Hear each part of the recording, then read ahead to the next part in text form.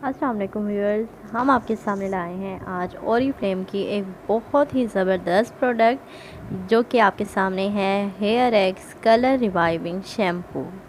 जी, ये है ओरिफ्लेम का कलर रिवाइविंग शैम्पू।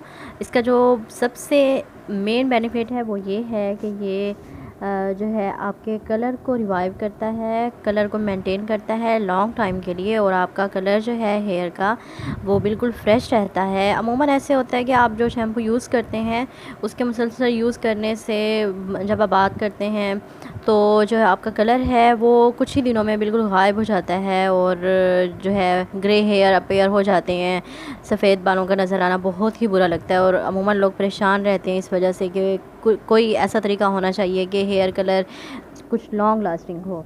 तो ये एक बहुत बेस्ट सॉल्यूशन है ओरिफ्लेम की तरफ से, आप इसे ज़रूर ट्राई कीजिए और दूसरों को भी रेकमेंड कीजिए। Thank you for watching this video.